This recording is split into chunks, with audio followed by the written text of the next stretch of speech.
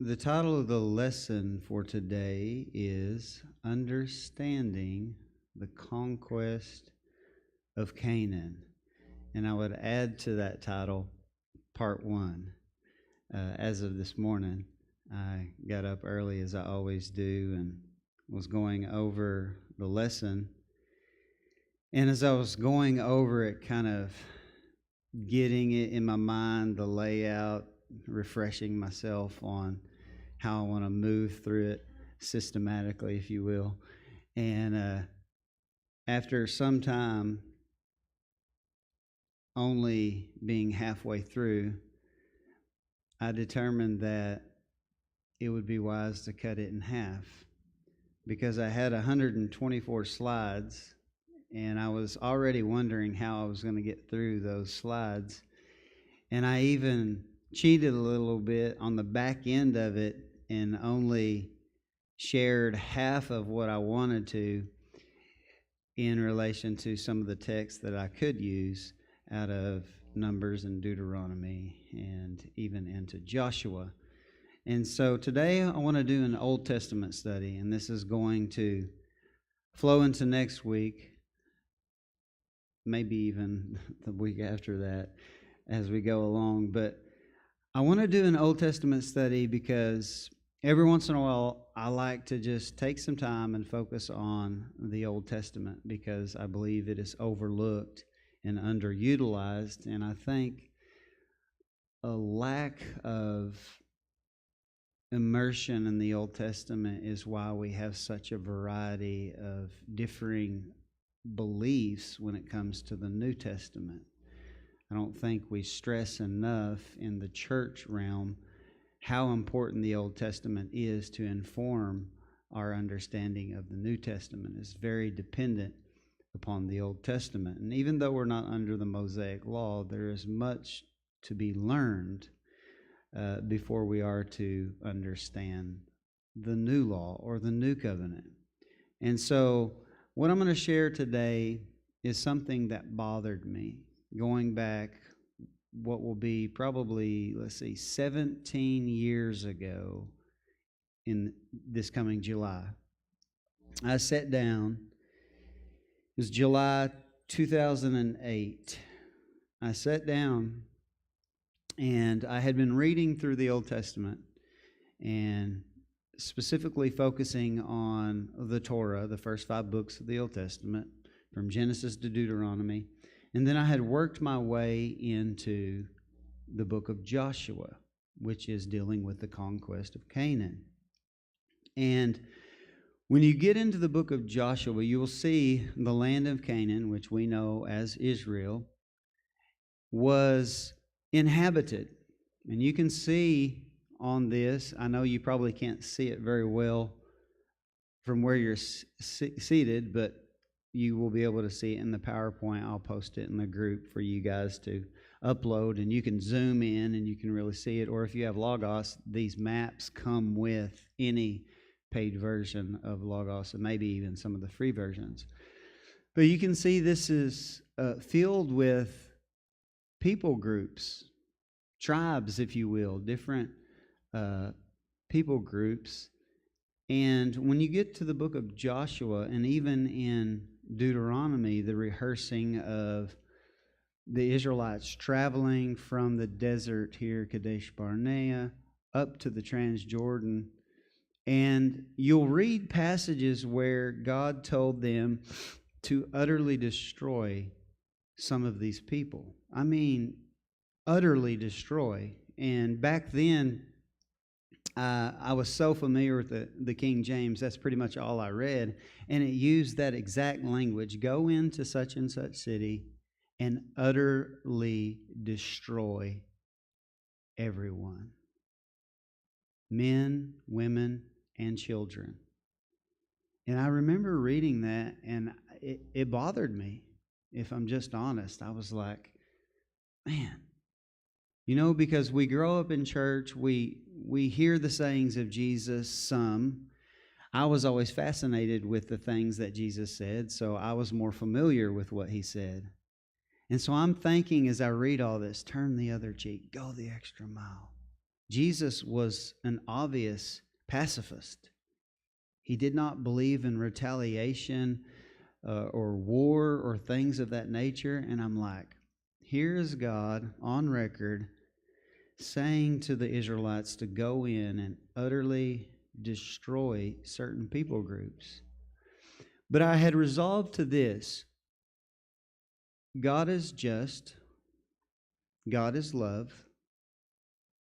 There has to be a good reason why. And I didn't have anyone in my life who was super interested in the Bible that I could ask. Like, why? You could ask people, why did God tell the Israelites to go and kill all these people? And, you get that dismissive, deflective answer. Well, God's ways are higher than our ways. Well, that just don't cut it with me. I'm too curious and I'm too determined. I need to know. And I believe we can know.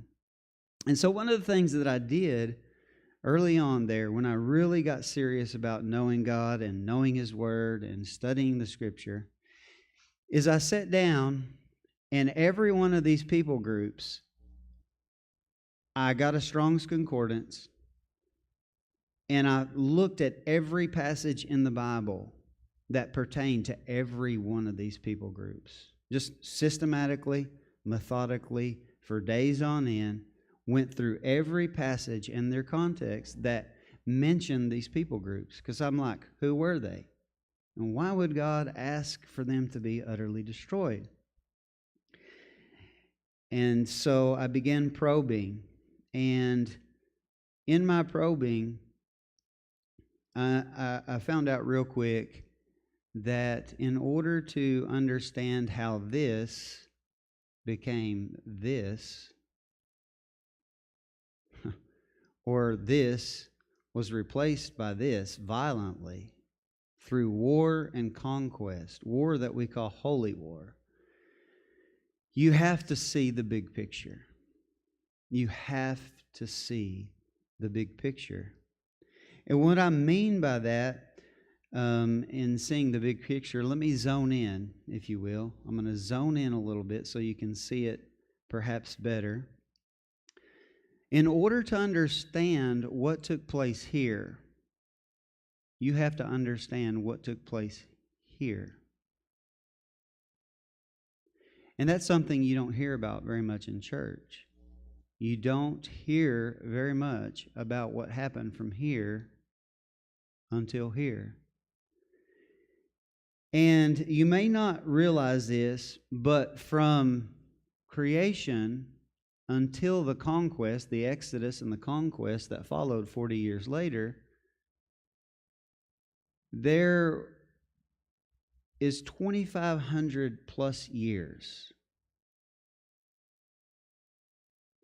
That is longer than the time from here to the time of Jesus.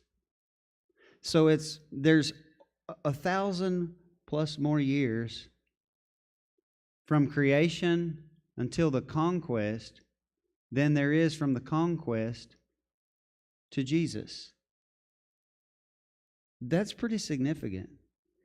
And when you start looking into the Old Testament, from the creation in Genesis, you will see that there is not a whole lot said in Scripture up until this point. There really isn't. Let me explain. From Genesis chapter 1 to Genesis chapter 6, you have 6 chapters leading up to the first major event in human history, which is the flood. So 1,656 years pass, which is longer than the span of time that the Mosaic law was enforced. And the Bible says, I'm going to give you 6 chapters on that. 6 chapters. What does that tell us? Those are 6 chapters we really, really need to understand. Matter of fact, we need to understand them so well we pretty much have them memorized. We can tell you that Genesis 1 and 2 is about creation. Genesis 3 is about what is called the fall, the sin in the garden, and Adam and Eve being pushed out of the garden. Chapter 4 is the story of Cain and Abel, which is the effects of the fall. And the first death experienced is the death of one of their children. In chapter 5, you have the replacement for Abel, who was killed. You have the genealogy that everybody skips over, but they shouldn't, because that genealogy is so helpful in so many ways, as I have discussed in previous lessons before. Then you have Genesis 6, the flood. Then the flood story is in 7, 8, and 9. And then you have chapter 10, which is called the Table of the Nations, which is where the descendants of Noah settle, Noah's sons, Shem, Ham, and Japheth, where their offspring ends up settling. And that's a result of what happens in chapter 11 with the Tower of Babel.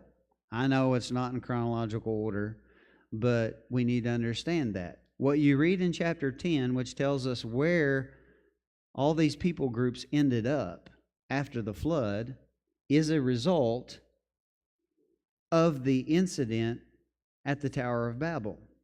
Because at the Tower of Babel, there was a major event that changed things as well, which is why I have it on the timeline also.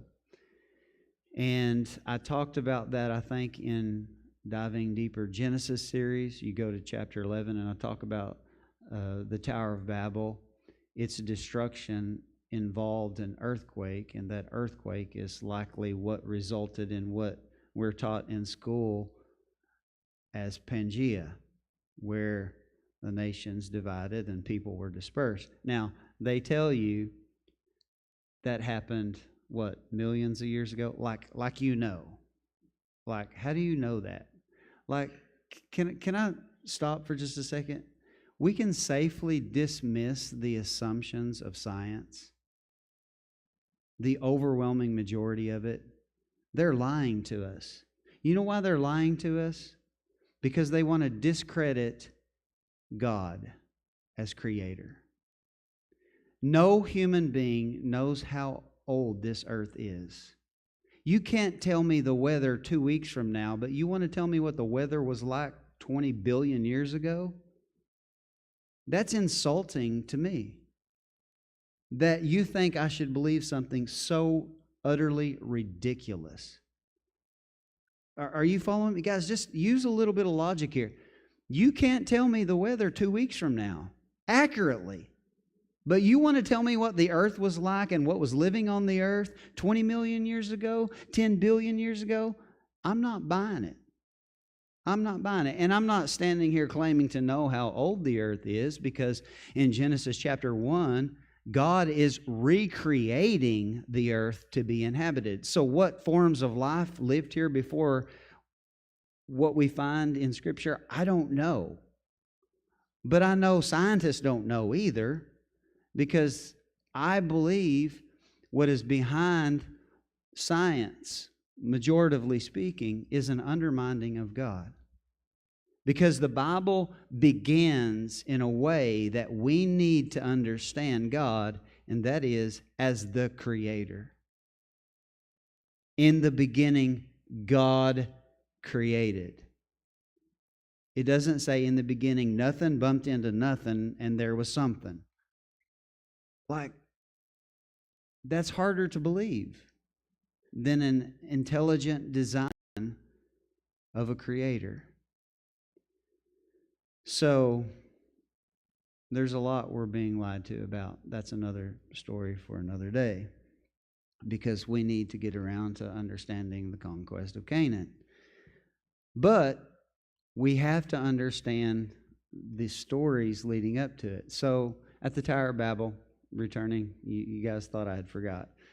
The Tower of Babel, the judgment was an earthquake, and the spreading of the people. I'm not going to go into detail on that. You can go to our YouTube channel and go to chapter 11, and I talk about that and explain why I say that.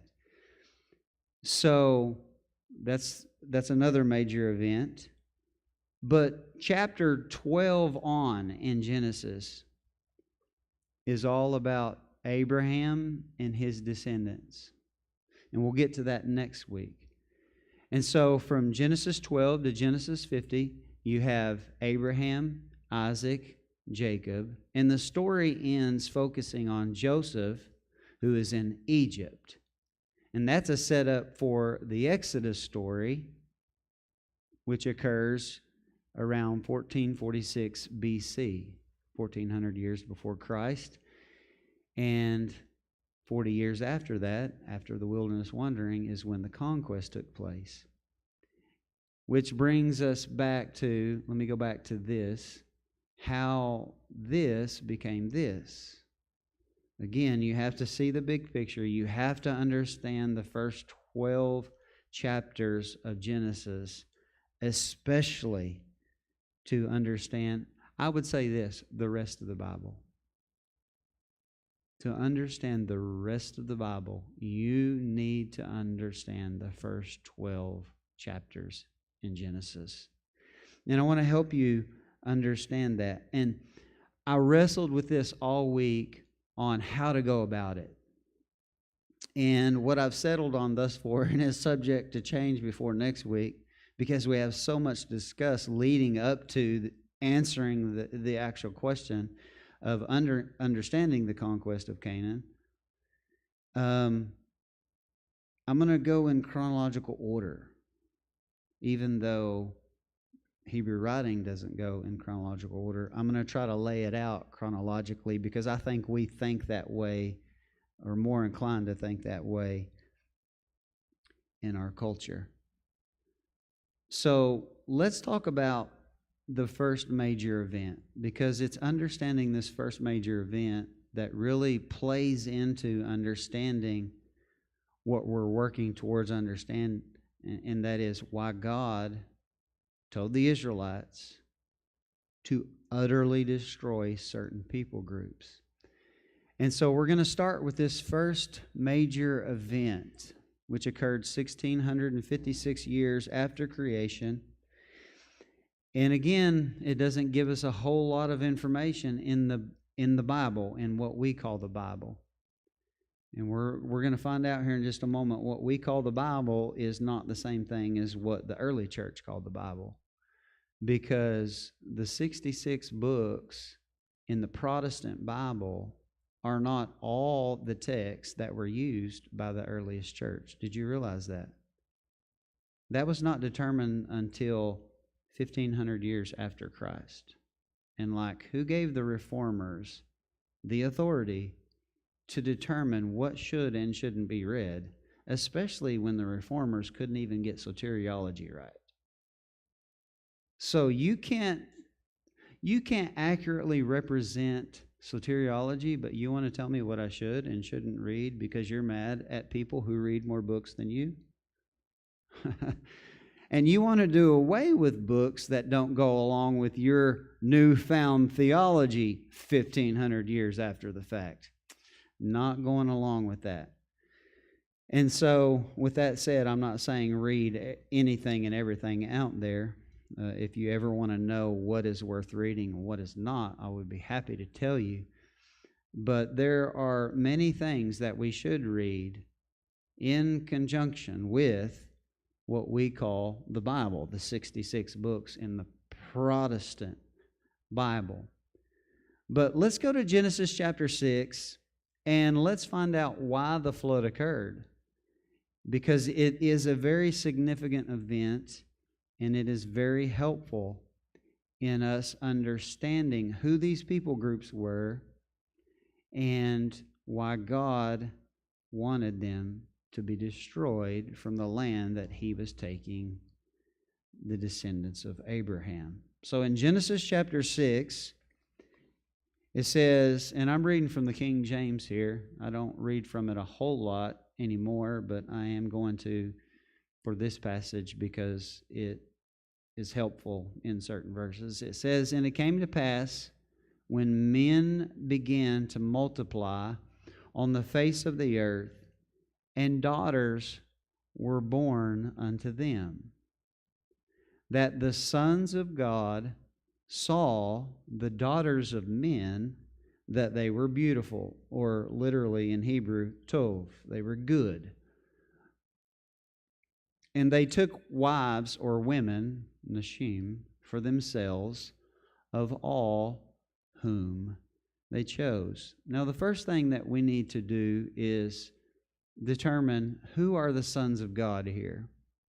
And the best starting point for us in determining the meaning of something is to find that phrase elsewhere in the Bible, especially if you can find that phrase used by the same author. And so what you can do if you have Bible software is you can, in Logos, you can y'all see that? Y'all are like, nope. Well, good news. We're going to zone in. If you have Logos, you can open a search window. In the search window, you can have your preferred Bible. In this case, I'm using the New King James. You want to search all Bible text, verses, and you want to narrow it down to the Old Testament in this case, because this is a term that will appear in the Old Testament, in particular, this phrase. When you type it in the search bar, when you're searching a phrase, you have to put it in quotations. So, where does the phrase sons of God appear? Now, we have Bible software. 17 years ago, I didn't have Bible software. So you couldn't search phrases. So guess how I did it? With Strong's Concordance, which is not the best method, but I don't begrudge it. Although I wouldn't want to do it again. For one, I wouldn't be able to see the print. The print is microscopic. And my eyes are not what they were 17 years ago. But here's what I did. I took the first word, sons, which in Hebrew is ben, and guess how many times that word occurs in the Old Testament?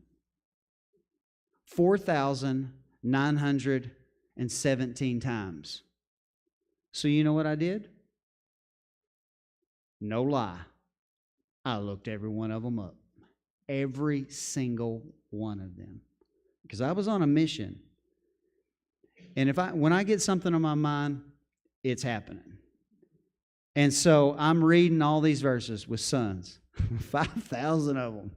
I mean, this study took weeks and weeks and weeks and weeks. I wish I would have journaled all of this. You know, hindsight's 2020. You don't realize what you're getting into. But I looked up all of these. But in our case, we can cheat and we can say, let's look up the phrase. Now, this is looking at it in English. You can see that this phrase occurs 5 times. Twice in Genesis and 3 times in Job. Now, if you want to get more specific, grammatically specific, which I encourage doing most of the time, and you have some understanding of Hebrew, or this would work in Greek, and I know that some in Kentucky are learning Hebrew, so I'm going to take a little bit of time to throw them a bone for their efforts. But when using Logos, I don't know if you can see this. Did I zone in on this one? I am zoned in. You can highlight the phrase, B'nai Ha-Elohim is the phrase that is translated in English to sons of God. So you have B'nai Ha-Elohim. So what you do is you highlight it, and then you come over here and you click on selection that has the exact phrase highlighted. When you click on selection, then you come to this side, and you can either click on this one that has the phrase B'nai Ha-Elohim, or this is the coding right here. You can click on either one of those. You can do an inline search, but I don't like am I losing y'all? You can do an inline search, but it will change this into your inline. I like it open in a separate window on another screen. So if you click either of these two, this exact phrase will pop up just like that in a window. Oh, I did have a zone in a window like this. And I added an English version for those who can't read the Hebrew. And you'll see that it only has 4. It has 2 in Genesis, the 2 in Genesis. It has 2 in Job, but it's lacking the last one that's in Job 38. And here's why, and for those of you who are studying Hebrew, it has the word kol, which means all, prefixed to the phrase b'nai Elohim, and it also drops the definite article. The definite article means the, instead of sons of, it would be sons of the God, it would be sons of God. Sometimes the name of God, Elohim, appears with the definite article and sometimes without. And it's used interchangeably. So it doesn't change the meaning. So I said all that to say this. That was a bone for those who want to search that way. The English is more than sufficient because it renders all 5 occurrences, and there is no change of meaning because the last one drops the definite article and has the prefixed word, which means all. So, the 5 occurrences, let's look at those 5 occurrences because, again, what are we trying to determine? Who are the sons of God? Who are the sons of God? And we're going to start by letting the text interpret the text. So we're doing a search on sons of God. You probably can't see those references, but let's start in Job 1 and verse 6. And many believe that Moses wrote Job as well, which is helpful because you have the same author using the same phrase, which means it's going to carry the same meaning, most likely. So Job 1 verse 6, it says, Now there was a day when the sons of God came to present themselves before the Lord, and Satan, Hasatan, also came among them. Let me ask you the question, where do you think this took place? On earth or in heaven?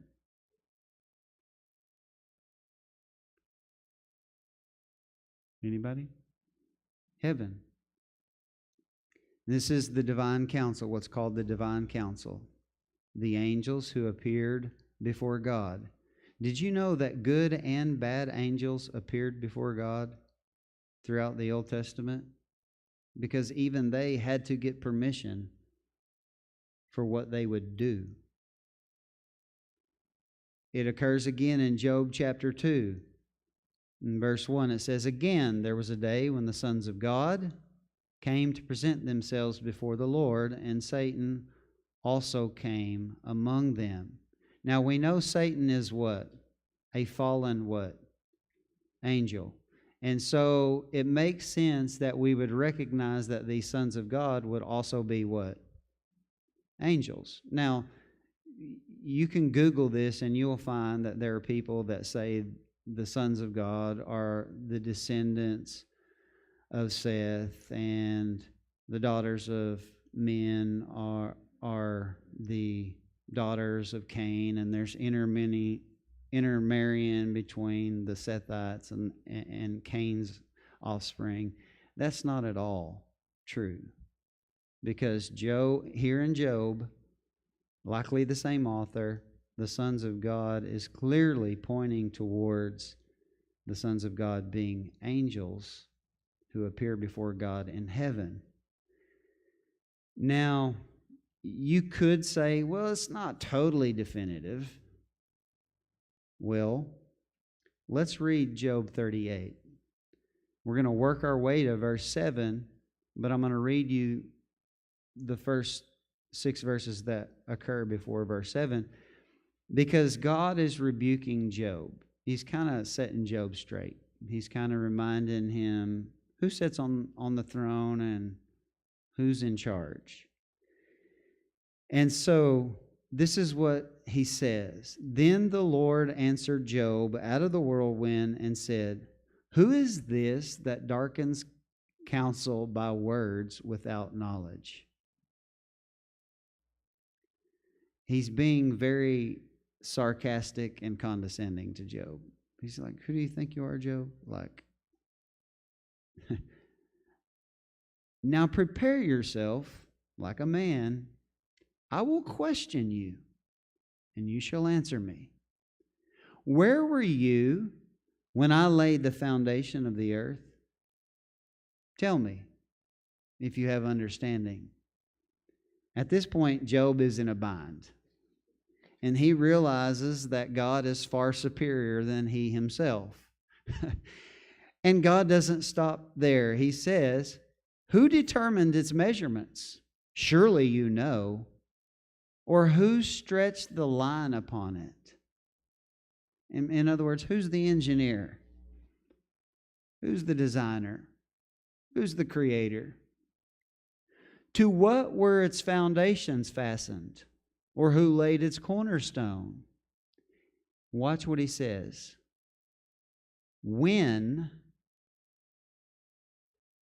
is when? What's he talking about? Creation. When the morning stars sang together and all the sons of God shouted for joy. And that's parallelism, synonymous parallelism. The morning stars are the sons of God. They sang and they shouted. And the point is that they did this when? At creation. Now, let's just pause and do this thing called thinking. When God created, was man here? Was Seth here? No. So the conclusion of the matter is that the sons of God could not have been humans, right? Because humans weren't here before and during creation. And here God is saying that when He created the morning stars, who are the sons of God, rejoiced. Furthermore, throughout Scripture, angels are also called what? Stars. We should remember that because we were just in a series called Revelation, and the angels were what? Stars.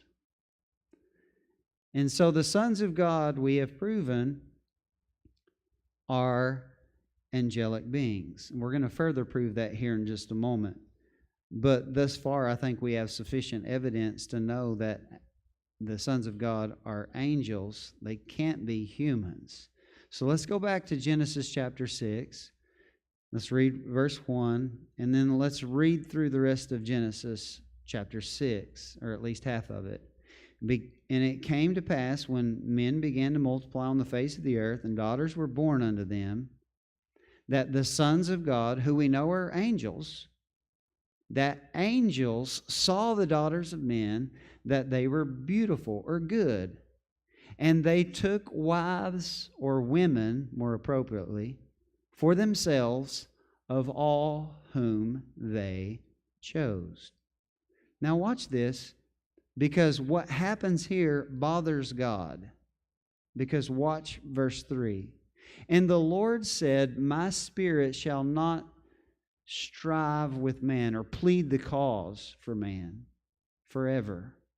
For he is indeed flesh, yet his days shall be 120 years. Now, this is not necessarily God putting an age limit, saying, okay, man has been living 900 years, I'm changing that to 120.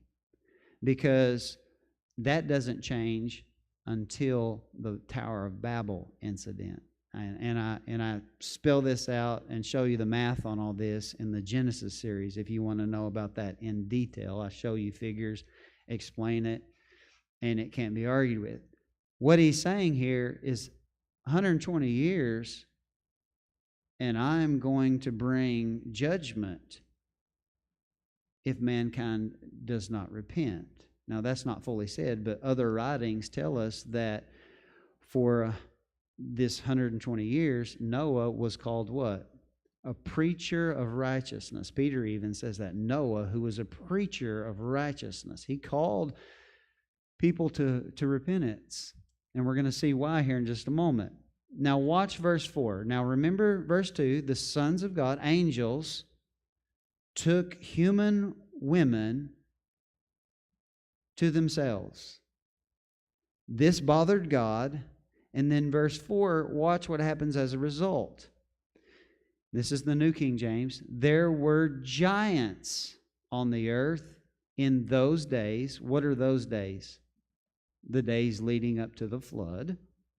And also afterward. That's important to remember.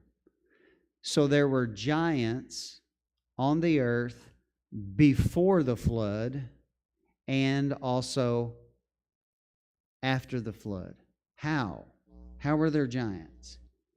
When the sons of God, angels, came into the daughters of men, human women, and they bore children to them. Those were the mighty men, the Giborim, who were of old, men of renown, men of Hashem, men of the name. Now, that's how the New King James and the King James says it. They say giants. But here's what the ESV translates it, a transliteration of what the Hebrew is, the Nephilim. The Nephilim. So, angels taking human women and procreating, however that works, I'm not sure. I don't know. But we do know this, that the sons of God witnessed creation. So they have this thing called knowledge. They know how things work better than we know how things work. And I think about this. Even in our day, and I think it's an egregious thing to do. I think the medical field has gone way too far in their efforts. We can clone. They're in the process of taking DNA from different people and creating a superhuman from the various DNAs. They're tinkering with some things that I believe are not good at all. Trying to play the role of creator. And it's not for good or righteous purposes.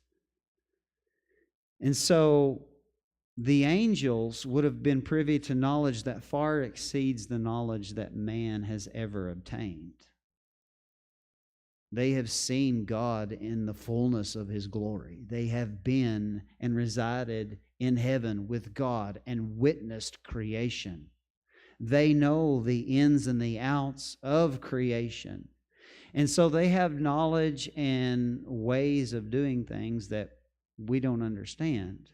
Now, I personally believe they were able to form from a celestial being into a terrestrial being, insomuch that they were able to procreate. I'll explain why when we look at a New Testament verse here in just a moment. But they produced, these angels with these women produced Nephilim, which is the root word of Nephilim is Nephal, which means to fall. And the angels who rebelled against God are often called fallen ones. In other extra-biblical writings, they're called watchers. But what they created, in a sense, you could say, were called fallen ones. That's what they were literally known as, Nephilim. Fallen ones. So these fallen ones or giants, and we're going to see as we go along, especially next week, why the King James translators chose giants, because they're often associated with being of great stature. And we're going to see that moving forward. So hold that thought. We'll introduce this again next week. So the Nephilim were on the earth in those days and also after. So before the flood and after the flood, when the sons of God, angels, came to the daughters of men and they bore children of them. So this happens before the flood and after the flood. Angels rebel and procreate with humans, which God was not pleased with, as we'll see. And they produce these mighty men who were of old, men of renown, men that are feared. And I'm getting ahead here, but I want you to think of some of the giants that appear in the biblical stories. The most famous one being Goliath, who was a giant. And the people of God were terrified except for one, David, and he killed the giant. We'll return to that thought later on. But we've established thus far that angels procreated with human women and created this quasi-divine being, this mingled seed. And if you know anything about the Old Testament and the ways of God, He doesn't like things mingled. You read the laws, don't put cotton with wool, and don't mix this with that. Don't mix meat and cheese. I mean, there's so much in the law about purity. And so we have a mingled seed. We have quasi-divine beings, Nephilim. Now, let me say this right now in case I forget later on. The Nephilim, who were giants, they were usually of great stature. When they died, their souls or spirits didn't go to hell. They were left on the earth. When we read the Gospels and Jesus is casting out demons, spirits, or evil spirits, it is them. It is the spirits of the Nephilim. When they die, their spirits roam the earth. Then they inhabit humans in some way, possess them, oppress them, however you want to say that. And that's where evil spirits came from. The deceased Nephilim, and as we'll see later on, Rephaim. So we have angels who have created this quasi-divine being who are on the earth before and after the flood, and it has not led to good things. We're going to read more about that here in just a moment. But let's keep reading in Genesis. And God saw that the wickedness of man was great in the earth, and that every imagination of the thoughts of his heart was only evil continually. Now, what it doesn't say here in Genesis is this is a direct result of the influence of the watchers, the sons of God, the angels. And this has led to evil. And it says in verse 6, and the Lord was sorry that He had made man on the earth, and He was grieved in His heart.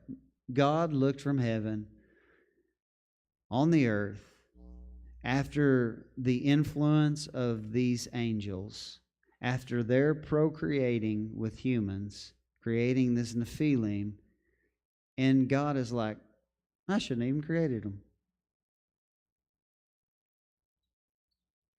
He was grieved because there was so much wickedness, as verse 5 says. The thoughts of man's heart was evil continually.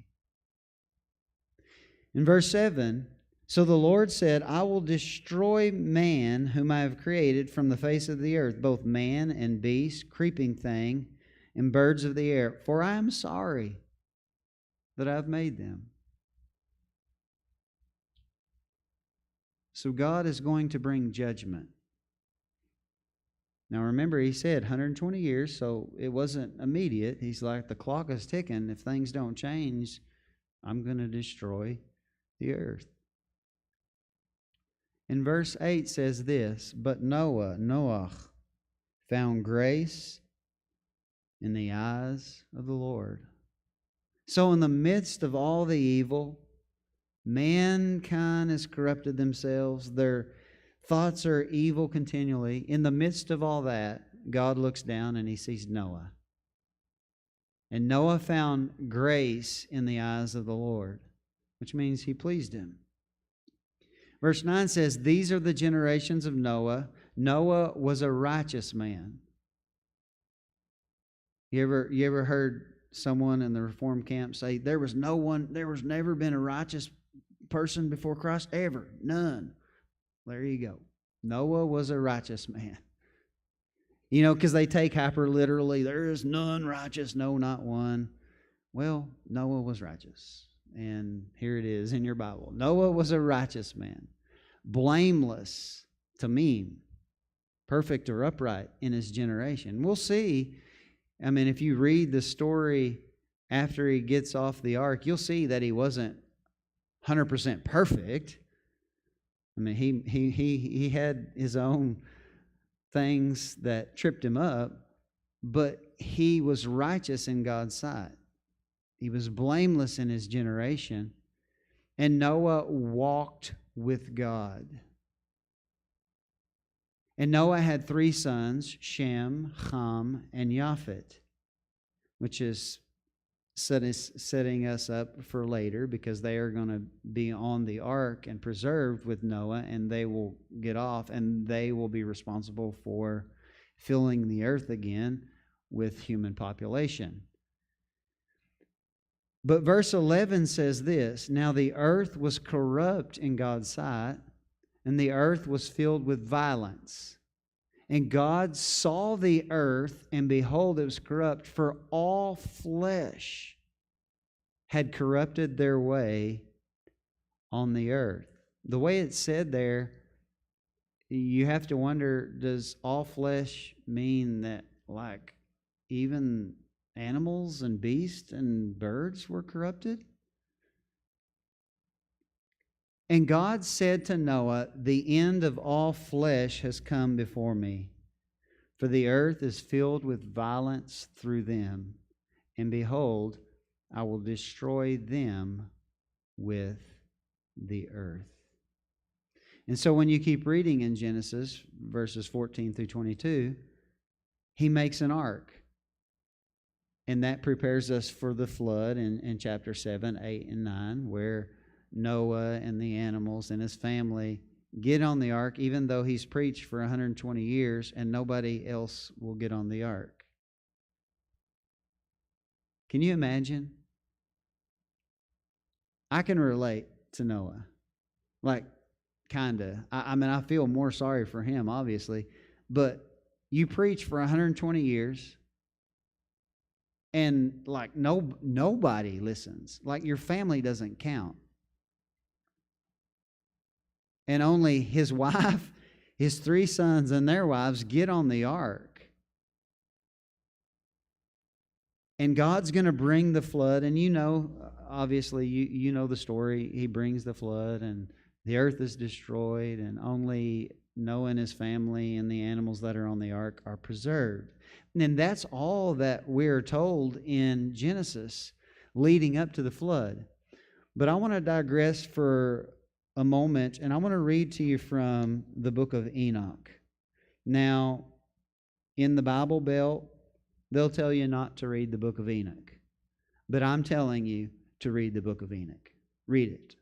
It's reliable. It's quoted by the New Testament authors. It is quoted by apostles. It was used extensively by the early church. The church fathers utilized it. They quote from it. The apostles were aware of it and quoted from it. They viewed it as an authoritative source. It was found in the Dead Sea Scrolls.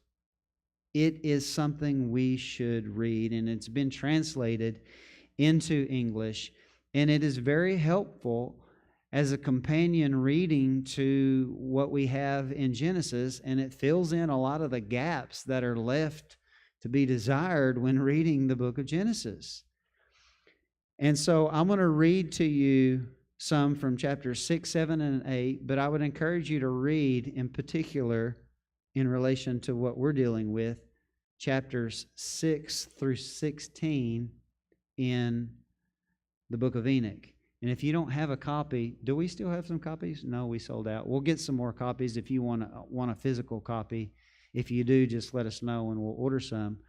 But there are digital copies online. Some are free, some are not. And there are various different translations. They're growing more and more as time goes along. But please read the book of Enoch because it is very helpful. With that said, let's read some of it. Enoch, and this is chapter 6. It says, "And it came to pass, when the children of men had multiplied, that in those days were born unto them beautiful and comely daughters. And the angels, the children of heaven, or the children of God," or we could say what? The sons of God, "saw and lusted after them, and said to one another, Come, let us choose wives or women from among the children of man, and beget us children." Now again, this raises some questions like, why would an angel who's witnessed creation be interested in procreating with humans? I mean, there are a lot of things that we don't know the fullness of why, but we still ask the question, why would an angel want to procreate with a human when they have been privy to such more experientially? They have, I mean, you witness creation and you want to go create with a human being? It's like, don't totally get that. And Semyaza, who was their leader, said unto them, "I fear you will not indeed agree to do this deed, and I alone shall have to pay the penalty of a great sin." So evidently there was talk among the angels. They were kind of looking at humans. They were like, I kind of like her. I kind of would like to have some kids with her. Again, this is goofy, but it's what happened. And so there's talk going, and Semyaza's like, "I'll do it, but I'm afraid y'all will back out."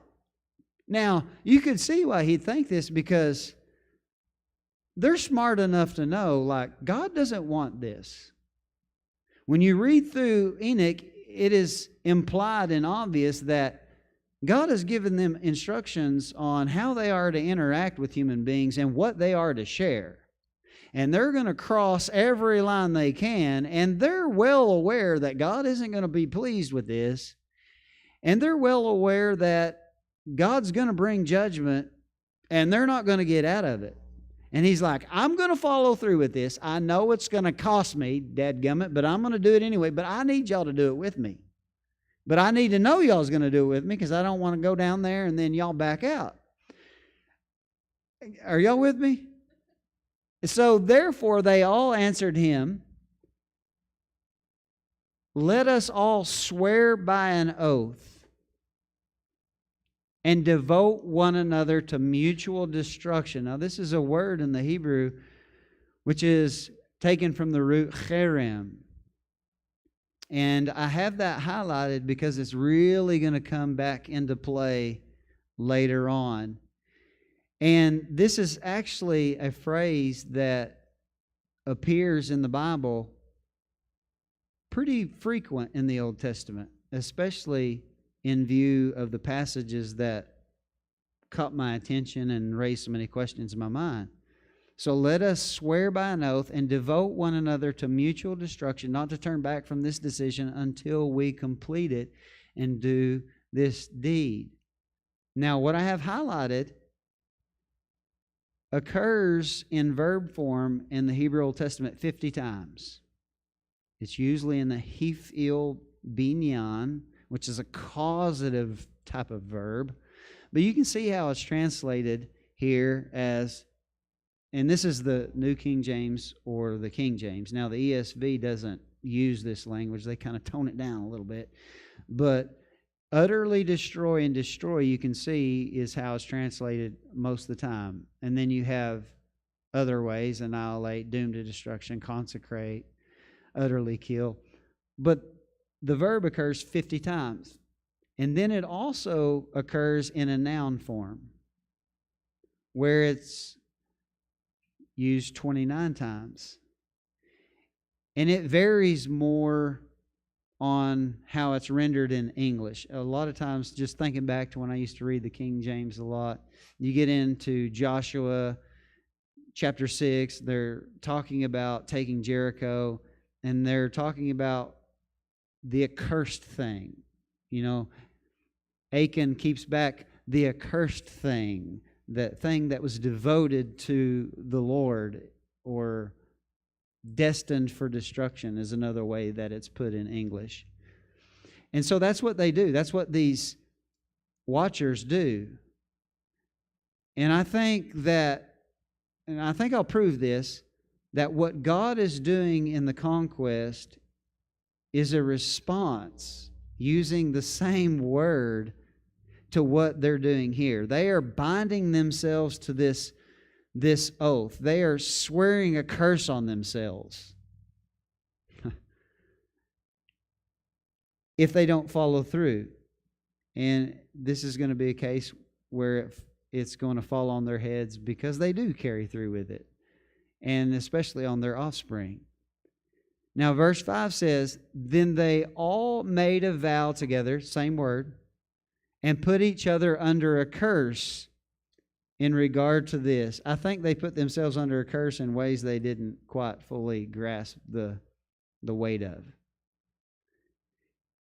"And they were in all 200 who descended in the days of Jared." Now I want to stop right there for just a moment. In the days of Jared. Who is Jared? Well, if you're familiar with the Old Testament and the genealogies, you will know that Jared is the 6th generation from Adam. Jared was born when Adam was 460 years old, or 460 years after creation. And he lived 962 years. So that's not too helpful, is it? In the days of Jared, well, he lived almost 1,000 years. When? And I was asked this question a few weeks ago, and I probably answered it a little hastily because I haven't freshened up on all of this. It's been years since I went through this. And I immediately said, well, most likely it was towards the end of his life, because the flood occurs in 1656. So it makes sense that would be at the end of his life. But when you think about what is said in Enoch and who Enoch is, it probably wasn't before he was taken up to heaven. And he was taken up to heaven year 987. So likely the watchers came, you could say better, more pointedly, during Enoch's lifetime, even though it says during the days of Jared. I would say we could focus more on this time, because you have an Enoch where he's confronting the watchers. And so certainly he would have been alive. So it rules out being after Enoch, we can safely say. So it would be probably in the middle portion of Jared's life, where the watchers make this agreement. They come and they procreate with humans during this period right here, and that ultimately brings the flood, the destruction through the flood. So there's 200 of them in the days of Jared, and they descend on the summit of Mount Hermon. And it says they called it Mount Hermon because they had sworn and bound themselves. It's that word, cherem. And so they actually call the mountain that they descended on, using that same root of what they had done in binding themselves to an oath. So they call it Mount Hermon, because it's taken from cherem. Hermon, cherem.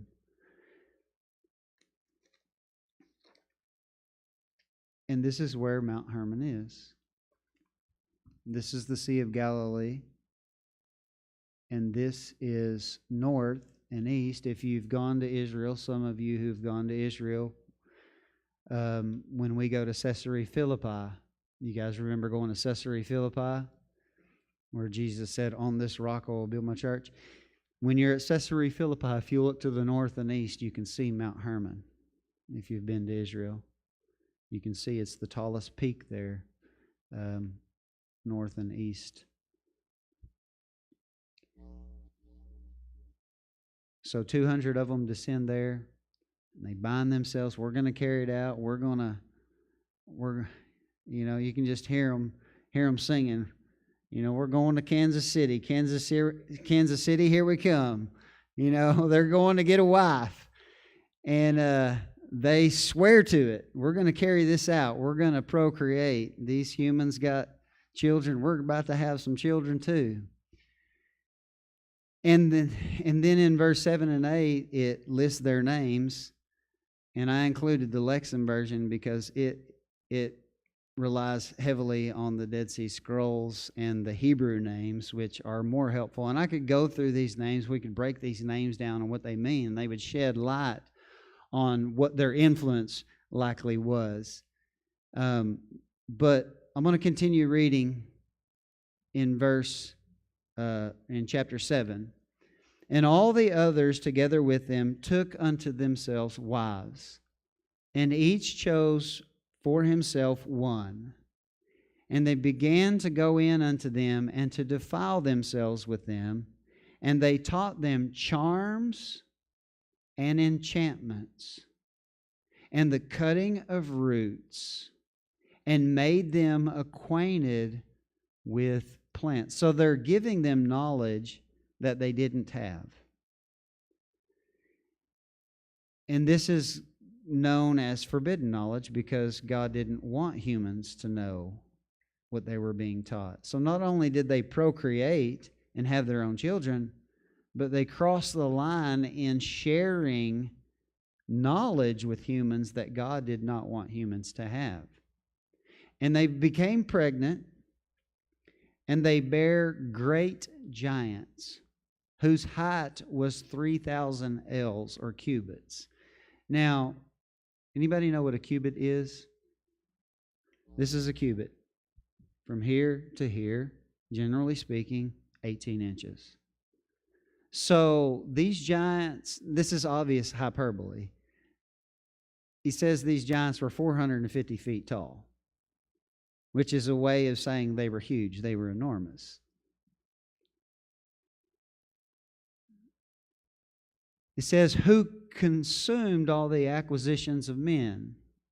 And when men could no longer sustain them, the giants, the Nephilim, turned against them and devoured mankind. And they began to sin against birds and beasts and reptiles and fish, and to devour one another's flesh and drink the blood. So these Nephilim were bad dudes. Then the earth laid accusation against the lawless ones. And so you have to sit and ponder, how were they sinning against birds and beasts and reptiles and fish? What would that entail? And it's not, and we're not told, so we have to wonder, but I've often thought about that. What all did they do?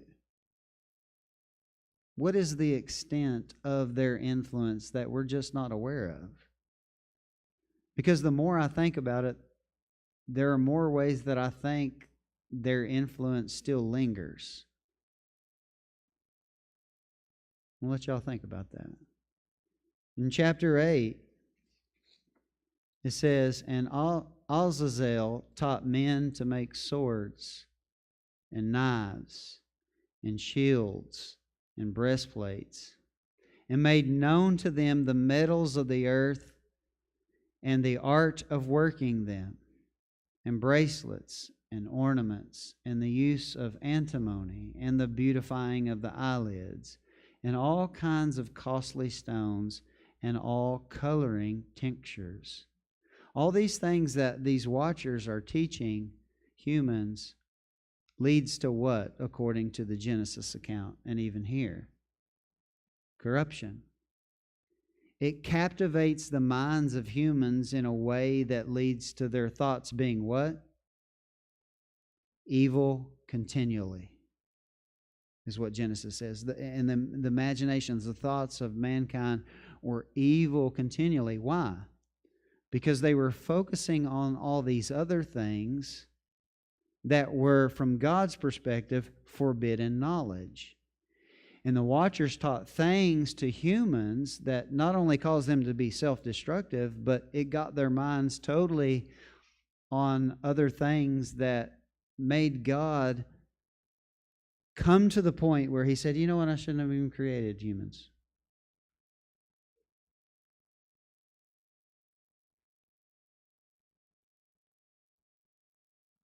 And there arose much godlessness, and they committed fornication. You see their influence. They taught women how to beautify themselves. That makes them more attractive, and so there's more godlessness. There's more sexual perversion and sexual immorality. And they were led astray and became corrupt in all their ways.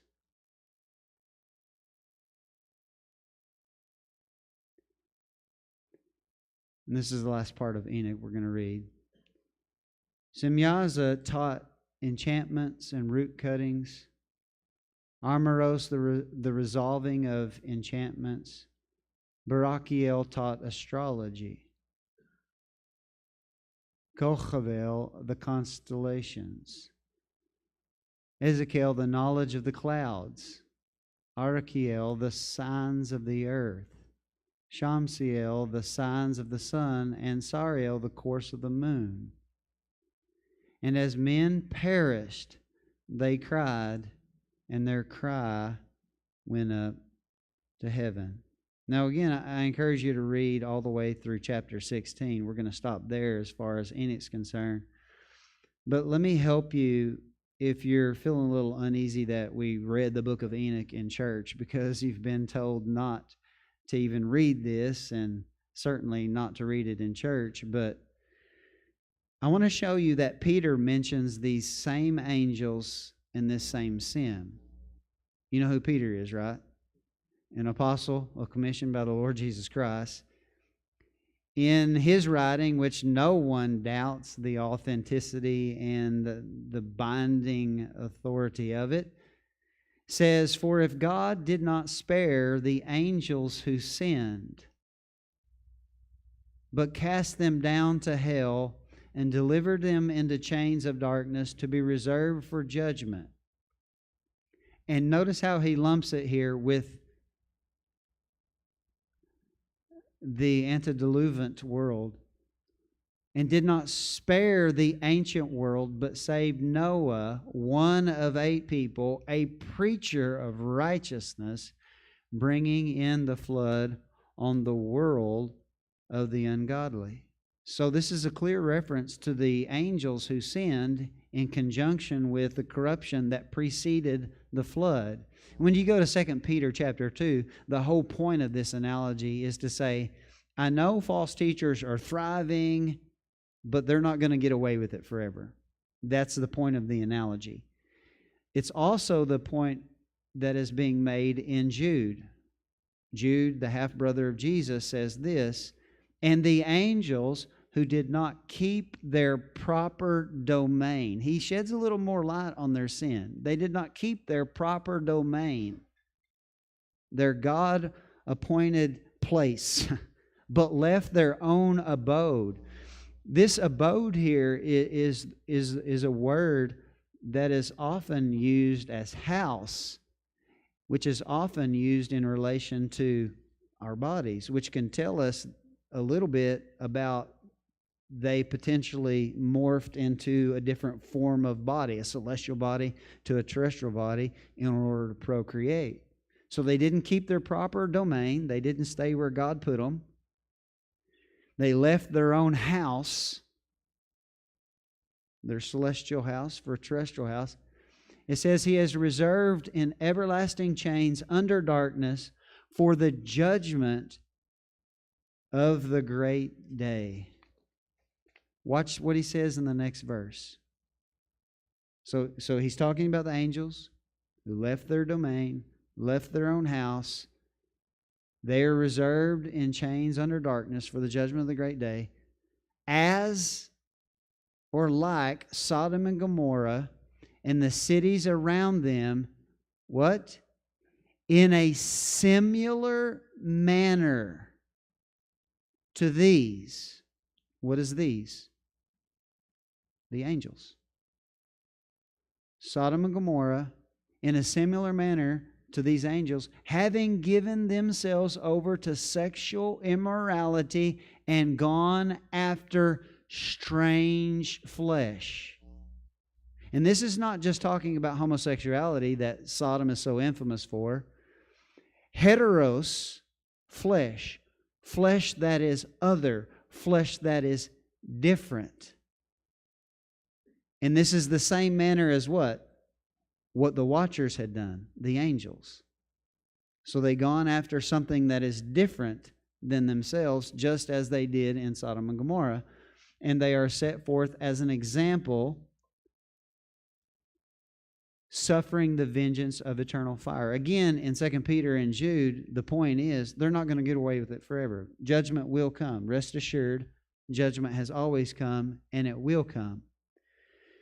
Now, what's interesting is that he has pointed out the angels and their sin, and how the sin of Sodom and Gomorrah was very similar, and Sodom and Gomorrah was judged with hellfire and brimstone. And then a few verses later, look what he mentions. Now Enoch, the seventh from Adam, prophesied about these men, saying, Behold, the Lord comes with 10,000s of His saints to execute judgment on all, to convict all who are ungodly among them of all their ungodly deeds which they have committed in an ungodly way, and of the harsh things which ungodly sinners have spoken against Him. And so he mentions the angels, how their sin is similar to the sin of Sodom and Gomorrah. And then he quotes Enoch here in Jude. This is in the New Testament. So, is Enoch something that we should be scared of? No. If an apostle can quote it, how much more should we read it so that we know the context of what he's even quoting from? Which brings me back to the timeline and how we need to see the big picture. Because we're trying to determine, why in the world did God tell the Israelites to go and kill a bunch of people? That's what we're trying to determine. But in order to determine that, we have to understand this period leading up to it. And this period is never spoken of. And the Bible doesn't give us a whole lot about it, but there's much that we can learn if we are to piece together why God told the Israelites to go in, to take over the nations, and to utterly annihilate them. Totally annihilate them. And so, next week, you guys are glad I'm stopping out. We're on slide 64, and I had 124. And I cut some out so I would only have 124. So for sure, we will finish this next week, and we're working towards something. Now, you may think, how is this related to the conquest? Well, stay tuned. Come back next week, and I will show you. I will piece this together for you. Then since I broke it up, I'm going to take a little extra time to piece it for you. But you have to understand this event right here. And we're going to focus on this event to this event. But you have to understand this event what brought this event, what brought the flood, what brought such destruction from God that He flooded the earth. Now, when you read the flood story, God kind of ties His hands, in a sense, because part of the flood is to do away with the corruption that was caused by the sons of God coming to the daughters of men and creating these Nephilim. So He floods the earth, gets rid of the corruption, but what does He do after He floods the earth? He says, I'll never do it again. Well, dadgummit, we just read where it said they did it before and after the flood. What's He going to do to get rid of them the next time? Because He can't flood the earth. That's a simple solution, right? Let's just let it rain. That's how I'm going to get rid of the watchers and the corruption of the watchers and the Nephilim. We'll just let it rain. See if they can swim for 40 days straight. But He said, I'll never do it again. Then how's He going to get rid of them if they come down and do it again? You know what this is called? A setup for next week when we'll answer that question. I'm giving you the answers, what I'm doing, of why the conquest occurred. And next week I'll spend the whole service at least showing you how I arrived at that conclusion, and we'll understand the conquest, the people associated with the conquest, and why God told them to go in and utterly destroy the inhabitants. Any questions? I have a question over here.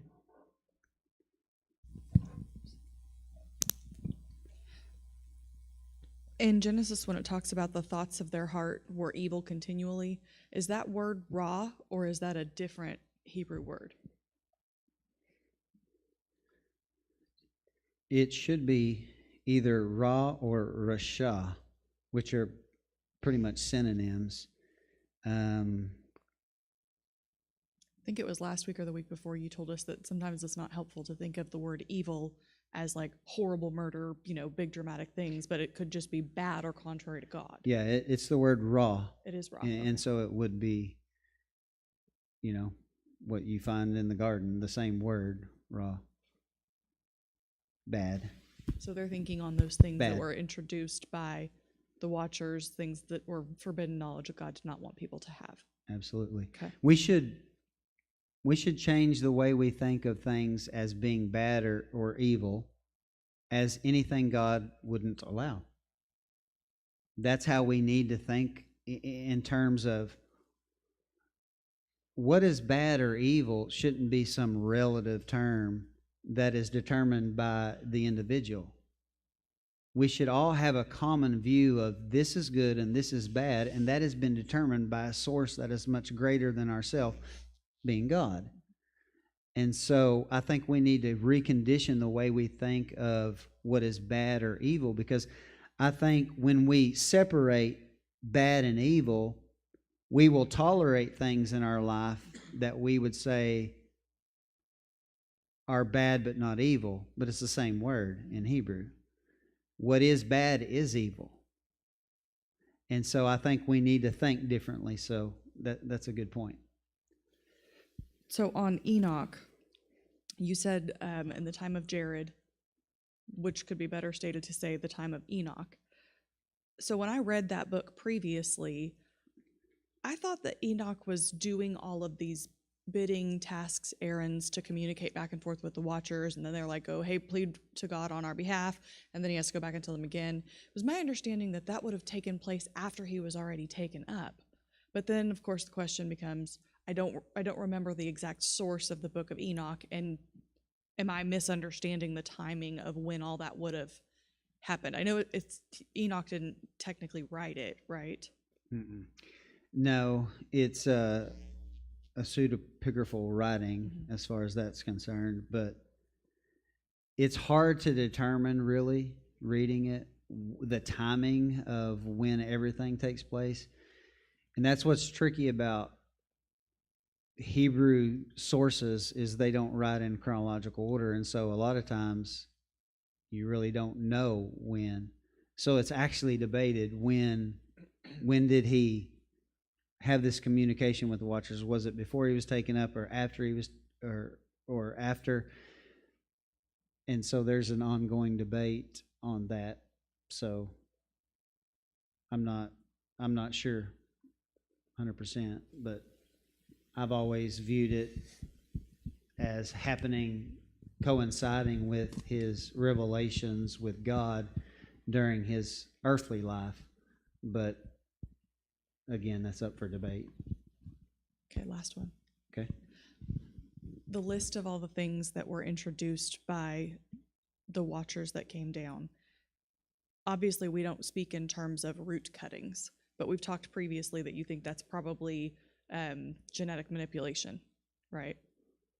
Am I recalling that correctly? Yeah. Is there somewhere where we can read what all that translates to? I mean, obviously, some of it's easier to discern what they're trying to say than others, but I know you've got like Bible guides that will talk through some of those things. Is there anything that goes with Enoch to help us with that? I have not found anything that settles the matter.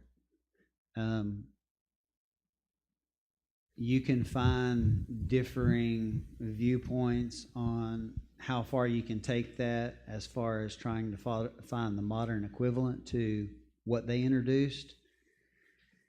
And then you have to wrestle with, okay, they introduced these things. Does that mean you have to totally abstain from what they've introduced now that it's here? For example, they introduced knives and swords and weapons of war. Well, don't the Israelites use weapon of war against them? That's for next week. But they also use the metalworking in the crafting of the furniture for the tabernacle and the temple. So if you were totally to abstain from the knowledge they introduced, then you wouldn't be able to do that. If you were to take, press it hyper literally. So what I've tried to do, and I've given a lot of thought to this, as we should, I think, what are they trying to accomplish in introducing these things? And is there a possible good use for these things now that they are introduced? For example, the weapons of war. God didn't want there to be weapons of war because he never wanted people killing each other. But now that they're here, would there ever be a time where you should use those weapons of war for a good cause, such as maybe killing off a bunch of giants? And so I don't think there's a blanket answer for things in that regard. And I think that's probably what you're getting at. How does this translate or apply into our life? The root cutting. What should we engage in or abstain from as far as medicine and how it's evolved, the use of drugs? Because, different people have different convictions as far as what they would use, what they wouldn't use. Personally, myself, I have great convictions over the introducing of the idea of medicine, and because I view a lot of that as trying not to die, trying to thwart the judgment that God placed on man that you're going to die. And so it's trying, in a sense, you could say, some people in using their medication or drugs are trying to resist what God has decreed to happen, and that is to die. Then you have to balance that with, well, we're supposed to take care of ourselves. You have like writings like in Sirach that you should use the herbivist to allow your body to recover. Your body is created to repair itself and to heal itself. And you get into, well, does this drug allow my body to heal itself, or is it just masking the problem? Is it allowing me to heal or allowing me to cope? Is it altering the state of mind, the state of consciousness in a way that would obscure me being able to make a judgment for myself. And so you get into a lot of things that need to be weighed. And myself personally, I've arrived at, I'm not going to live off drugs. If I have to use drugs to live, I will die. There are certain things that I will not allow. I will not take blood, because that would be definitely forbidden according to Scripture, because there are strong prohibitions against the use of blood, eating blood, taking blood. And so to think that you can shoot blood in you, especially from another human being, that's crossing some lines that I would not do. I would die before I got a blood transfusion. A lot of people don't feel that way. More power to you. I'm going with what I strongly see in Scripture in regards to blood. Mind-altering substances that totally obscure or alter the mind is a no-go for me. To live off medications that help me cope when I could make life changes, I will suffer the consequences rather than take medication. Personal example for me, high blood pressure runs in my family. It's because my family hasn't eaten right. And so people take medication to offset the high blood pressure when all they would have to do is change their diet.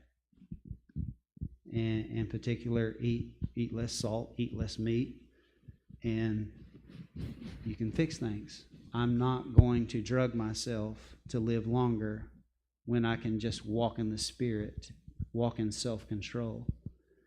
And so anytime I think we're crossing over into what Paul would call the flesh, I would be careful, especially when in the list of Paul, he has as vices, witchcraft is the word pharmakeia, which is the modern word for pharmacy. And in our culture, there is a major, major abuse of drugs and the administering of drugs. And it's a money thing at this point, because and I feel for doctors, because they know if I tell you to make these changes, you're probably not going to do it. So you're going to end up suffering or becoming sick or dying. So it's just easier to hand out a pill. And then you also have people that are just in it for the money. Well, if you write a prescription and you get a kickback, well, it's easy to write a prescription and get a kickback. And a lot of people, a lot of doctors do that. And so it's kind of like our nation, and I know I'm running in circles here. We have a problem that you really can't fix with the pharmaceutical world, the hospital systems. You want to continually treat people who don't want to do their part. And you got a broken system. The hospitals are overrun. The insurance is not sustainable because it's just a broken system all the way around. But as far as Christians, I think we need to trust God more. I think we need to do our due diligence in being better stewards of our life, what we put in our body. Be more proactive in what we eat, exercising appropriately. Humans weren't built to sit on our butts and watch TV and scroll through social media. We were created to be active and moving. And then you get into the genetic modification of foods. Like if I ever find out that food is genetically modified, I won't eat it. I just won't. If I read on a label it says it's bioengineered, I'm not eating it. Because that's similar to the things the Watchers introduced, where you have basically humans inventing food to eat that's not actually food to eat. And so I think we need to be more proactive in that regard. I think that's why there's so much sickness and so much cancer and so much disease, is we're not eating real food. We're not eating things that come from the earth that were made to sustain us.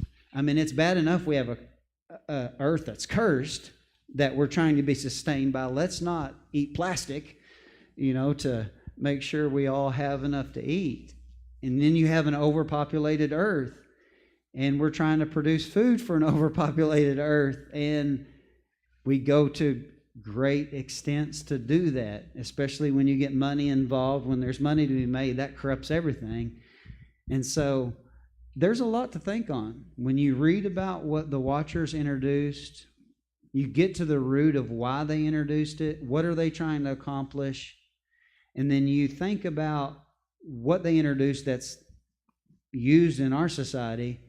I think we need to be careful and prayerful and say, what am I trying to accomplish here? What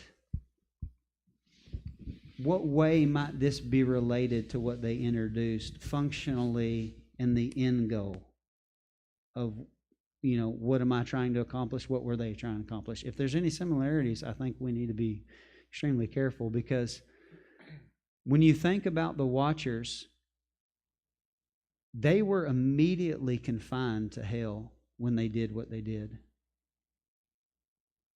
Satan hasn't even been confined to hell. And so it tells you what God thinks of what they did and what they introduced. And so it shouldn't be something that we just easily cast off or dismiss or aren't willing to give thought to. But with that said, some things are hard to know, on a equivalation basis from then to today. But if any of y'all ever have any questions in particular about things like that, I'll give you my judgment, but I can't speak as confidently or authoritatively on some of these matters as I can, like, here's what the apostle said, and that's just the way it is.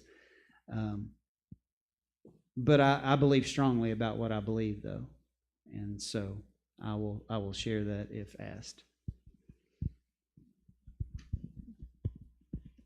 Gary? Two-part question. Obviously, the one that jumps out mostly is if God used the flood to wipe out evil from the earth, and how did a giant or giants survive that if he was trying to get rid of evil? They didn't. Go ahead. They didn't. I thought you said that the Watchers came down before and procreated and after and procreated. Okay. So does that mean then, which would be the second question, obviously it would be, I think, a yes in my mind, that they would have to be descendants of Noah, that they would have had to have procreated with. They would have procreated with descendants of Noah, yes. Okay. In particular, descendants of Ham.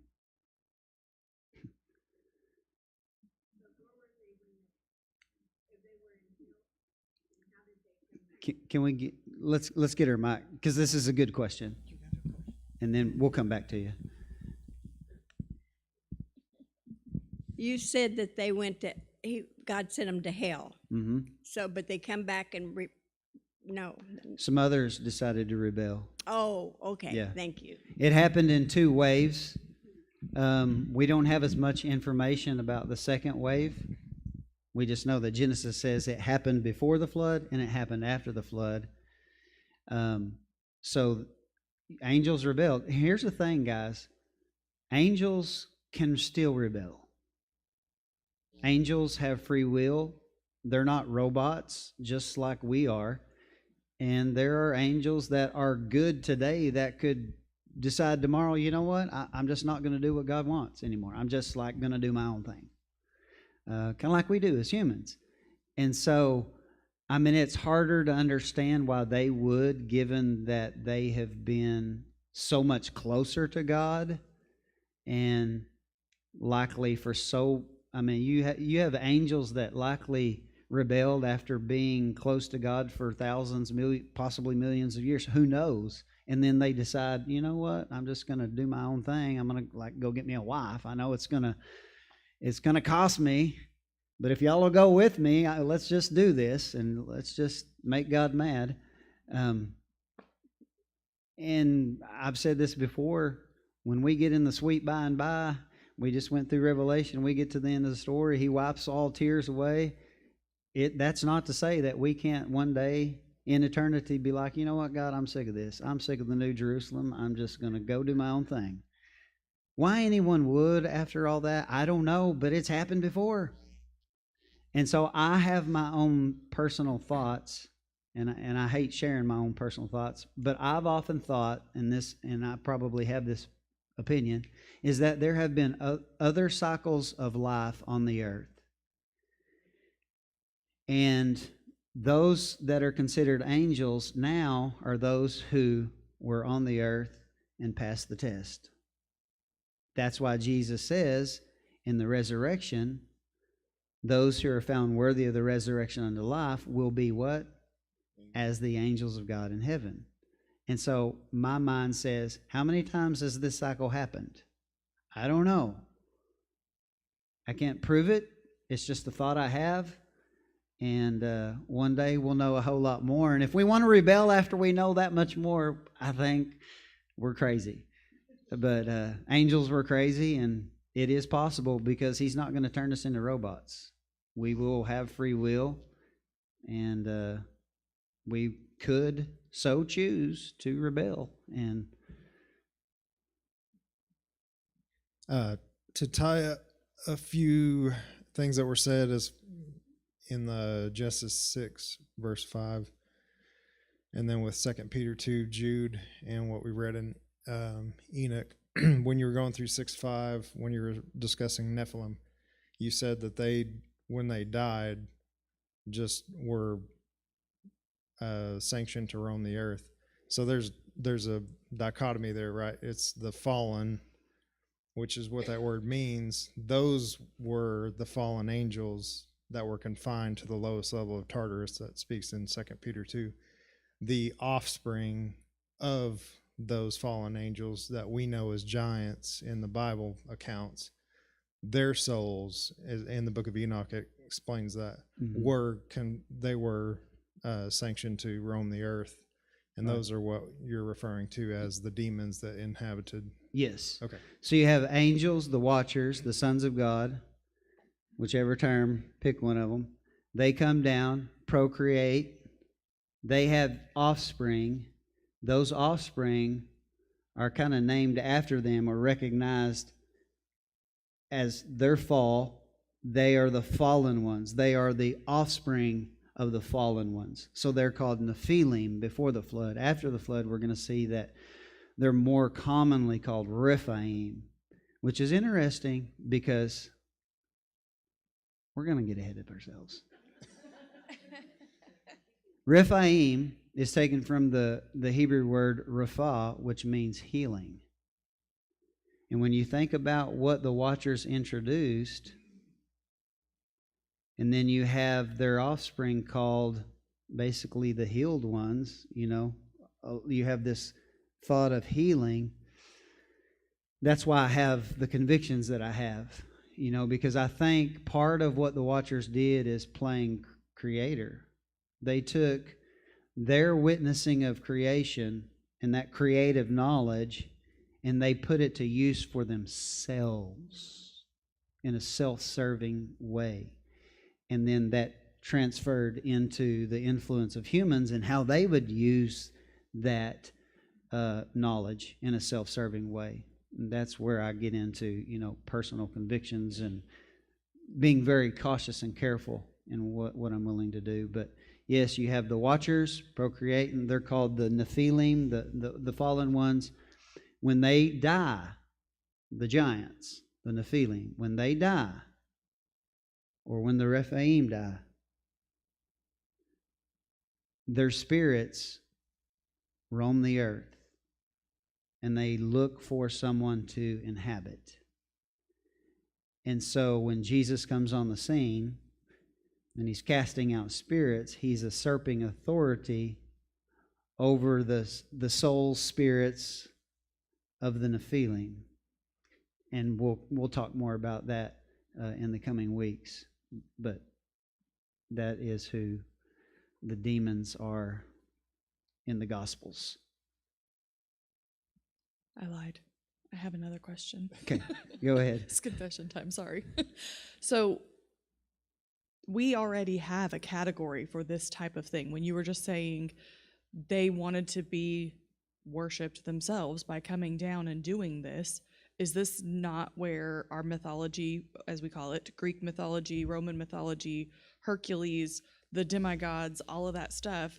I mean, those people came down and they taught things, probably the Mayans and, all wherever else. I mean, that's where this comes from, correct? I think so. Yes. I think that the stories that you read in these other cultures are not made up. I believe that angels, divine beings, came and intermingled with humans, shared things, and some of them didn't obey God in the process, and they abused the authority they had. They abused, the availability of the knowledge they had, and they used it in self-serving ways. And that's part of the Tower of Babel incident. You have the dispersion of the nations. From chapter 12 on in Genesis, God is focused on one group of people, Abraham's descendants. The rest of the Bible, the whole rest of the Bible, it's all about Abraham's descendants. Why? And the rest of the nations, they're all turned over to the other sons of God, the other Elohim. And so naturally, that would lead to corruption because not all of the angels were obedient. And some of them wanted to be worshipped, kind of like Satan. You read about Ezekiel 28 and Isaiah 14. Satan wanted to be worshipped. He said, I'll be like the Most High. I'll ascend. That is the same thing that other angels did. I'm not going to do what God wants. I want to be worshipped. And they corrupted humans in the process. And I think that's why there's so much shared findings across the globe that tell the same story. How is that possible when travel is not what it is today that many years ago, and you find the same structures in Egypt as you do in Mexico or South America, built, with the heavens, built with the constellations? How's that possible if there wasn't other worldly visitations and influence in that process? And then you look at some of the structures that were built, and you're like, there's no way humans did that. There's just no way they did that by themselves. And so, yes, I do think that the watchers are some of the watchers, some of the angels that fell are some of the other deities worshipped in other cultures. Any other questions?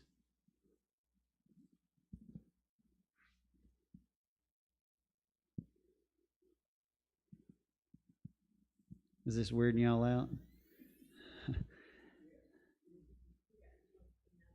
It's part of it, guys. You got to understand, and I know a lot of this is new, and Jesus changed a lot of things in regards to things like this, but it's part of the history. And if you really want to wrap your mind around what's going on in the Bible and find good, solid answers for things, it takes some investigative work into some of the things like we have this morning. So stay tuned. Next week we'll finish up and you'll be able to make more sense of it. And we'll get around to answering the question that I've already answered in roundabout ways already.